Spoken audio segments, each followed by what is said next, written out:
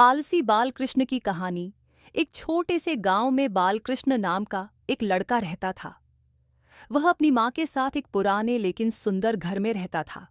बालकृष्ण देखने में तो बहुत होशियार था, लेकिन उसकी सबसे बड़ी समस्या यह थी कि वह बहुत आलसी था। उसे मेहनत करना बिल्कुल पसंद नहीं था। अगर कोई काम करने को कहता तो वह तुरंत कोई बहाना बना देता। माँ की परेशानी बालकृष्ण की माँ लक्ष्मी उसकी इस आदत से बहुत परेशान रहती थी। वह कहती, बालकृष्ण बेटा, मेहनत करने से ही इंसान का भविष्य बनता है। अगर तू ऐसे ही आलसी रहेगा तो तेरी जिंदगी कैसे चलेगी। लेकिन बालकृष्ण हर बार हंसकर कहता, माँ चिंता मत करो, भगवान मेरे लिए सब कुछ करेंगे। लक्ष्मी रोज उसे समझाती, लेकिन बालकृष्ण पर इसका कोई असर नहीं होता। दिन भर वह छत पर लेटा रहता या गांव के बच्चों के साथ खेलता। स्कूल में भी उसका मन नहीं लगता था। गांव में एक प्रतियोगिता। एक दिन गांव के सरपंच ने घोषणा की कि गांव में एक दौड़ प्रतियोगिता होने वाली है। जो भी इस दौड़ में जीतता उसे इनाम में 500 रुपये और एक नई साइकिल दी जाएगी। ये सुनते ही बालकृष्ण के दोस्त रामू और श्यामू बहुत उत्साहित हो गए। उन्होंने बालकृष्ण से कहा, बालकृष्ण, यह तो तुम्हारे लिए सुनहरा मौका है। अगर तुम जीत गए तो साइकिल भी मिलेगी और पैसे भी। लेकिन बालकृष्ण ने आलस से कहा, अरे दौड़ने में बहुत मेहनत लगती है, मैं क्यों दौड़ूं।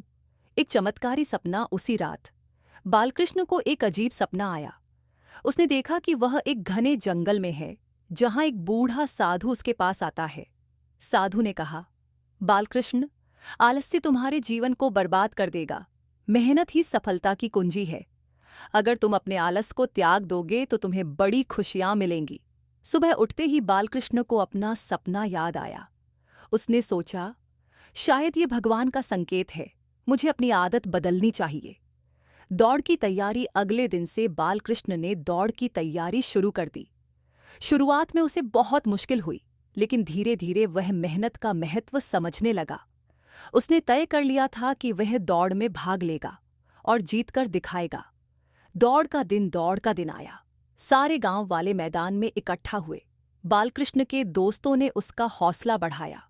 दौड़ शुरू हुई और सभी प्रतिभागी दौड़ने लगे।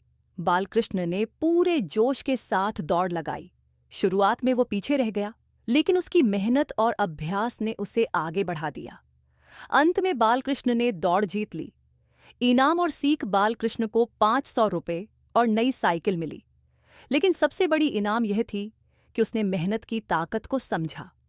उसने अपनी माँ से माफ़ी मांगी और कहा, माँ, अब मैं कभी आलसी नहीं बनूंगा। मैंने जान लिया है कि मेहनत से ही सफलता मिलती है। उस दिन के बाद बालकृष्ण बदल गया। वह पढ़ाई में मेहनत करने लगा और गांव के सबसे होशियार लड़कों में गिना जाने लगा। इस कहानी का संदेश ये है कि मेहनत और लगन से हर इंसान अपना जीवन बदल सकता है। आलस्य को त्याग कर जीवन में आगे बढ़ने का रास्ता बनाया जा सकता है।